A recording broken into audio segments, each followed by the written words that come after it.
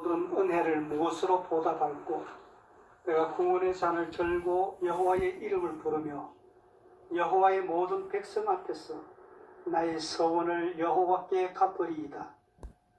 오늘 이 말씀 가지고 서원을 갚으며 라는 말씀을 생각하겠습니다.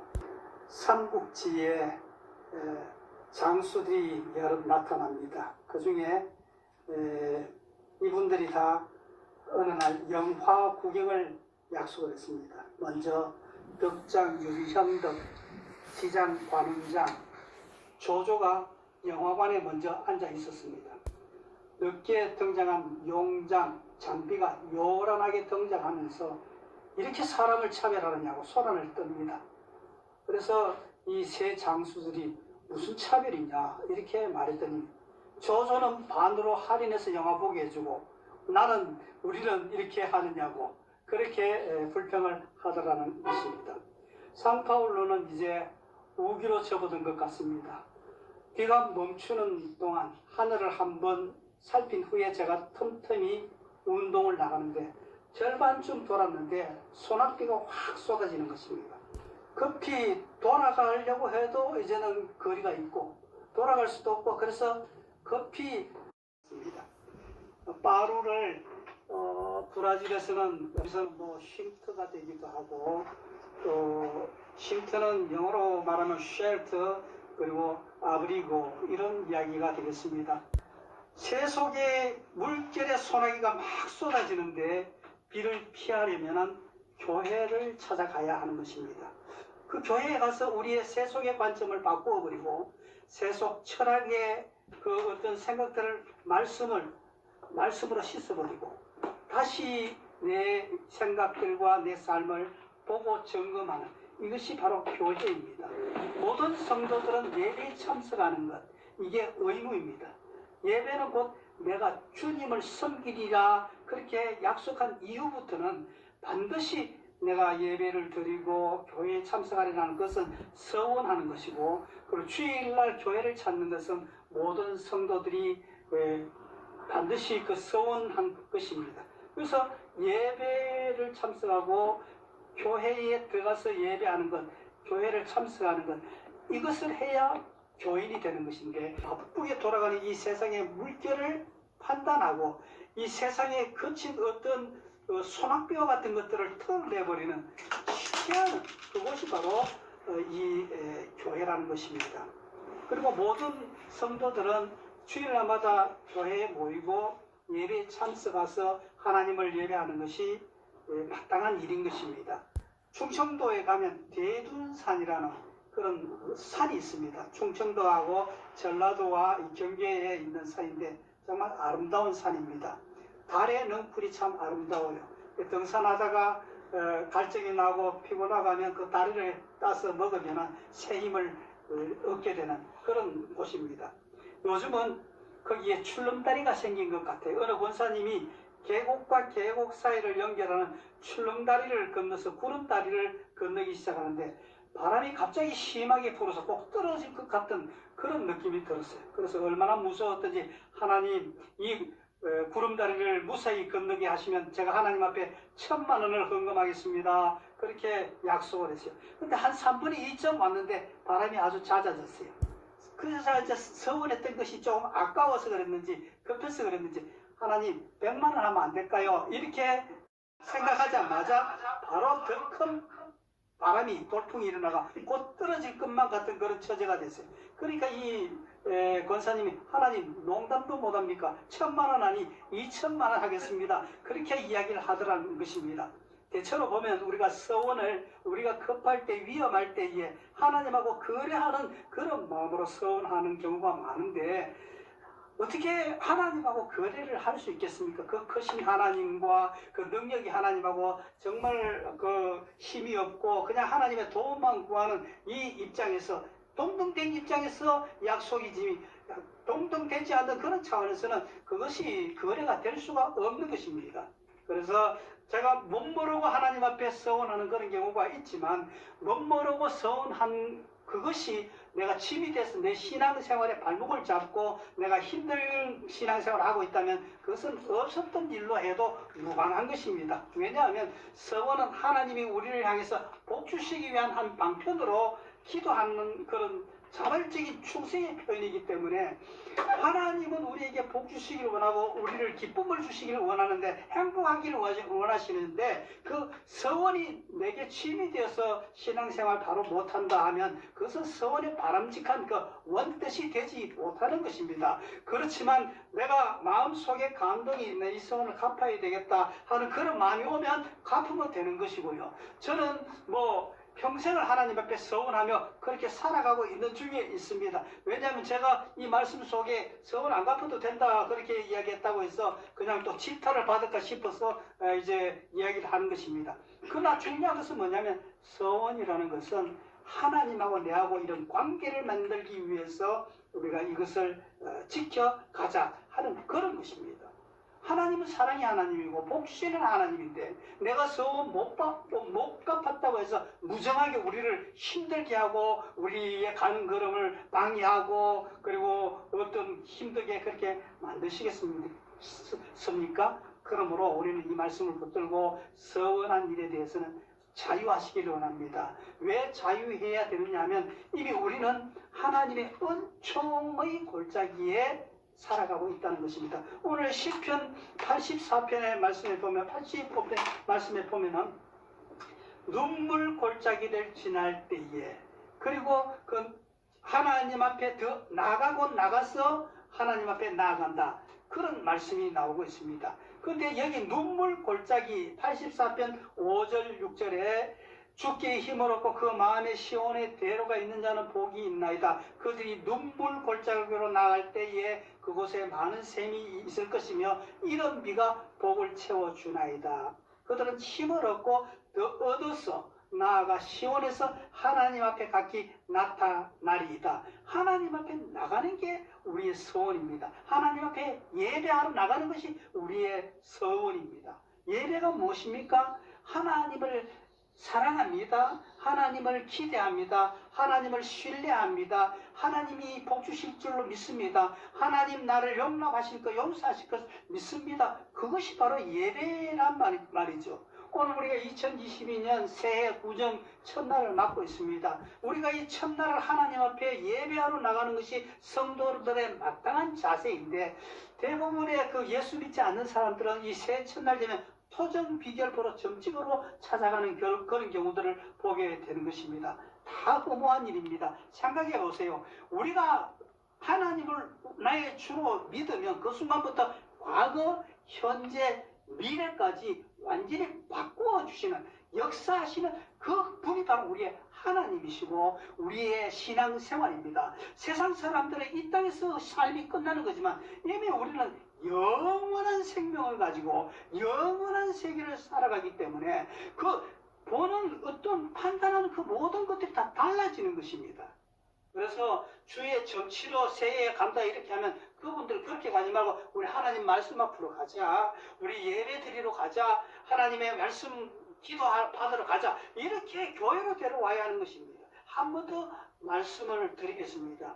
세상에는요. 그 어떤 누구도 내 인생의 미래에 대해서 점칠 수가 없습니다. 왜 그런지 아세요? 우리가 논리적으로 한번 생각해 보십시다. 우리가 하나님을 믿는 그 순간부터 내 인생 과거, 현재, 미래는 360도, 180도 완전히 바뀌어져 버립니다. 그래서 예측을 불허하게 되는 것입니다. 그리고 예측 불허 속에서의 얼마나 다양한 그런 어떤 하나님의 복이 또 이 길이 막히면 이 길로 인도하고 이 길이 막히면 저 길로 인도하는 그 하나님의 인도하심과 하나님의 공급하심이 말로 표현할 수 없을 정도로 우리의 삶 속에 역사하는 것입니다. 이게 하나님이 우리에게 주시는 복인 것입니다. 우리가 하나님을 믿는 그 순간부터 과거, 현재, 미래가 다 바뀌어져 버리고 우리는 여기만 사는 것이 아니고 저 영원한 세계 속에 사는 것인데 이걸 알기 때문에 귀신들도 하나님이 나타나면 무서워서 다 도망가 버리잖아요. 그런데 그것도 모르고 그 하나님을 믿는 하나님의 역사가 하나님의 능력이 우리 삶 속에 있음에도 불구하고 아직까지 정치로 가고 이사 날짜는 어떠면 좋을까요? 손 없는 날이 언제일까요? 방향을 동으로 할까요? 서할까요? 북으로 할까요? 이렇게 물어대는 분들이 있다는 참 어리석은 일이고요. 그들이 이야기하는 말 자체도 다 속임수입니다. 다 속임수입니다. 다 거짓입니다. 이것을 아셔야 하는 것입니다. 그래서 이 세상의 온갖 잡다한 귀신의 장난들 속에서 우리를 건져서 구원해 주시고 정말 우리의 삶 속에서 하나님의 축복만 받고 살아가도록 만들어 주신 분이 하나님이시다. 이것을 깨닫고 이것을 하나님 찬양하고 이것을 하나님 예배하는 그리고 우리의 삶 속에서 일어난 많은 다양한 경험들을 가지고 하나님 높이고 영광 돌리는 그런 믿음으로 살아가야 하는 것입니다. 우리는 우리의 삶이 이미 합력하여 다 선을 이루시는 그 이상한 하나님의 능력의 원리 속에 우리가 들어와 있는 것입니다. 이것을 아셔야 하는 것입니다. 그래서 우리가 이 세상을 살면서 이런 일, 저런 일 많이 만나지만 이런 일 저런 일 만나고 내 생각대로 안 된다 하더라도 거기에 연연하지 않고 늘 감사하면서 늘 기쁨으로 살아갈 수가 있는 것입니다. 보십시다. 흙탕물이 가라앉을 때까지 시간이 필요합니다. 산 위에 있는 눈이 녹을 때까지 시간이 필요합니다. 알뿌리가 겨울을 지나고 꽃을 피워 봄에 가을에 열매를 맺을 때까지는 시간이 필요한 것입니다. 시간이 필요합니다. 우리의 사람들도요, 지금까지도 뭐 잘했다 못했다 이런 이야기 있겠지만도 우리도 어느 정도 나이가 들어야 이해할 수 있는 인생의 어떤 비밀들이 깨달아지는 부분이 있다 이 말입니다. 우리 이제 희호교회는 60세 이상 된 분들이 많이 예배를 드리고 있습니다. 여러분들 60세가 지나면서 이제 젊은이들에게 내 직장도 밀려나고 내 어떤 힘도 밀려나고 이렇게 정말 닭이 알을 낳는 것이 사명이지만 알 못 낳으면 그걸 폐닭이라고 그러잖아요. 내가 이게 이제 폐닭된 그런 느낌을 가지고 계십니까? 아니에요. 우리는 폐닭이 아니고요. 인생 전반전 뛰고 이제 잠시 휴식기를 가지는 이제 그 어떤 하프타임 시간을 가지는 그런 분들입니다. 왜냐하면요. 인생 120년이에요. 지금 의학적으로 120년이라고 이 통계학적으로 그렇게 이야기를 하고 있어요. 60이면 뭡니까? 나머지 60은 폐당으로 살아가실 것입니까? 아니지요. 우리는 이 기간 동안에 하나님 앞에 더 준비하고 더 미래를 향해서 주님께서 이 전반전에서 주신 그 경험을 살려서 더 큰 역사를 이루실 줄로 믿습니다. 합력하여 선을 이루시는 그 하나님의 손길들이 우리 인생 속에 이미 역사하셨고 이미 그 역사가 우리 리오 교회를 통해서 일어나고 있고 그리고 우리의 공동체를 통해서 서로 힘을 주고받으면서 준비하고 있다. 이걸 믿어야 하는 것입니다. 뭘 우리 예배 시간에 우리가 이 하나님을 통해서 무슨 말씀을 들어야 합니까? 이 말씀 들어야 하는 것입니다. 우리는 이제는 전반전 잘 살았기 때문에 후반전은 더 행복하게 잘 살아야 행복을 누릴 자격이 있고 또 전반전의 세상을 위해서 큰 헌신과 기여를 했기 때문에 후반전은 우리가 헌신하고 노력한 거기에 대해서 하나님 더 복을 주실 줄로 믿습니다. 그런 믿음으로 살아가야 하는 것입니다. 그래서 새해 이 아침에 우리의 말씀 속에서 어떤 말씀, 내가 지난날 눈물의 골짜기를 지나 여기 히브리어 보면 이 눈물의 골짜기를 히브리어 보면 바카벨이라고 그렇게 이야기합니다. 뭐냐면 눈물 골짜기라 그러는데 히브리의 사람들은 이 성전에 올라가면서 이 시편 84편을 불렀거든요. 그래서 그 성전에 올라가려고 그러면 반드시 그 눈물 골짜기를 지나서 이제는 성전에 올라가는데 성전은요 예루살렘 성전이 저 높은 곳에 있었어요. 그리고 그 성전을 향해 가는 그 길을 갖다가 시온의 대로라 그랬습니다. 마음의 시온의 대로라 그랬습니다. 왜? 하나님을 만나러 가는 하나님의 복을 만나러 가는 그 길이기 때문에 하나님은 이 복을 이 대로를 향하여 하나님께서 주실 줄로 믿습니다. 그 소망과 그 믿음을 가지고 이제 나가는 거예요. 가다 보니까 그 눈물 골짜기를 지나게 되는 거예요. 바카펠리 그 눈물 골짜기를 지나면서 가만히 보니까 내가 지난날 수없이 많이 흘렸던 슬픔과 우울함과 그 아픔의 눈물들이 보석과 같이 되어서 그것이 여기에 가득 찬 그 어떤 센터가 되어 있더라 이 말이에요. 이름비를 내는 셈이 되어 있더라 말이에요. 우리가 인생을 살면서 얼마나 갈증나고 힘들고 목말라 지쳐 쓰러져 죽을 형편이 되겠습니까마는 그때 그 눈물 골짜기를 지나면서 저 시온성 그 하나님의 도성 하나님 계신 그곳을 보니까 지난날 흘렸던 그 눈물이 의미 없는 눈물이 아니라 다 보석 같은 눈물이고 그 눈물 하나하나에 새겨진 그 메시지가 내가 이 인생을 살아가는 일에 있어서 그야말로 시원한 여름날의 생수가 되고 힘이 되어서 내 새 힘을 얻어서 다시 나아가게 만들어 주셨다는 그 신앙의 고백이 시편 84편의 고백이라 말씀입니다. 그런데 이 고백의 말씀이 언제 누가 하는 것입니까? 고라 자손들이 한 그 고백이었단 말이죠. 고라 자손이 어떤 자손입니까? 이 말씀은 사실은 지금부터 3,500년 전에 일어났던 그 사건을 고백하는 그 시예요. 그 말씀이라 이 말이죠. 3,500년 동안을 이 땅 그리고 이 지구촌 이 우주에 있는 많은 하나님의 사람들은 새 힘을 여기에서 얻고 그리고 격려를 받아서 인생을 승리롭게 살아갔다는 것입니다. 고라 자손들은요 이스라엘 백성들이 출애굽할 때에 모세와 그 여호수아 아론 이렇게 쭉 왔잖아. 나오다가 물이 없다 막 불평 불만 그런 것들이 많이 있었잖아요. 그랬더니만 하나님께서 그 소리를 다 들으시고는 너희들이 하는 불평 불만 그 소리를 내가 기억하고 그걸 40년 동안 내가 다 갚아주리라 하고 그래서 출애굽한 나온 모든 인물들은 다 광야에서 쓰러져 죽었어요. 모세와 아론과 그 여호수아와 이런 몇몇 사람만 믿음의 사람들만 가나안 땅을 밟을 수가 있었다 이 말이에요. 말은 굉장히 힘이 있습니다. 인생을 살아가면서 원명, 불평, 하는 이런 일들 함부로 하면 안 되는 것입니다.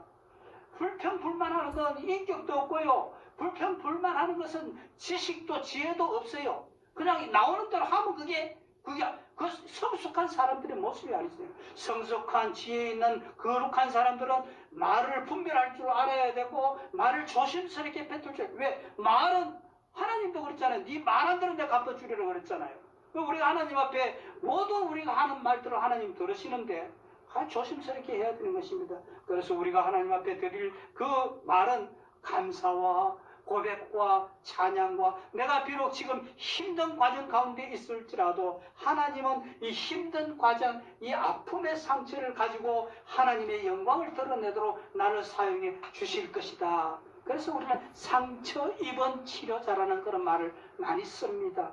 여러분들 인생 살면서 이런저런 상처 많이 입었습니까? 어쩌면 이 팬데믹 가운데 먼저 코로나를 경험하고 또한 오미크론을 경험하고 했던 분들이 있는지도 모르겠습니다만 그 경험이 내게 힘든 아픔이었지만 그것이 바로 다음 오미크론 또 우한 폐렴을 당한 자들을 격려하고 세워줄 수 있는 도구가 된다는 거예요. 우리 인생은 참 미련했어요. 내가 경험하지 않고 내가 모르는 일은 어떻게 도울 수가 없어요. 안 하면 좋겠지만 그럴 수밖에 없는 것이에요. 그래서 우리는 내게 지난날의 어떤 실패와 아픈 이 모든 것들을 하나님의 영광을 위해 드려야 되고 하나님의 나라를 세우는 일에 서원해서 드리는 이 일을 우리가 해야 되고 그리고 내게 주신 이 은혜는 눈물 골짜기가 아니라 은총의 골짜기였다고 하나님의 은혜의 충만이었다고 하나님의 은혜의 산이 였다고 이런 서원을 하나님 앞에 드리고 이런 서원 이런 하나님 나라 세우는 일에 내가 쓰임 받기를 소원합니다. 이런 서원이 우리 있어야 되고 이 서원을 하나님 앞에 갚아 나가는 우리들이 되어야 될 줄로 믿습니다. 이제 이후로 우리가 어떤 아픔과 힘든 일이 있었다 하더라도 이것은 우리에게 복이었고 정말 불편한 인생을 살아가는 일이 있다 할지라도 정말 우리는 하나님 앞에 찬양을 드리고 고백을 드릴 그런 우리들이 되어야 하는 것입니다. 이제 말씀을 맺도록 하겠습니다. 모르지만 이미 내 인생에 합력하여 선을 이루시는 그 하나님의 그 어떤 삶의 원리가 원칙이 우리 속에 역사하고 있다 하는 것입니다. 이것을 깨닫고 이것을 믿음으로 삼는 자는 어떤 어려움을 만난다 할지라도 움직이지 않는, 그리고 무너지지 않는 평안의 내공이 생겨지는 것입니다. 그래서 인생을 어떤 어려움 속에도 흔들리지 않고 갈 수 있는 힘은 하나님 의지하고 하나님 예배하는 자로 설 때에 가게 되는 것입니다. 우리에게 주어진 모든 지난날의 상처는 훈장입니다. 내가 어떤 지난 실수로 인해서 아픈 경험을 지나가고 있습니까?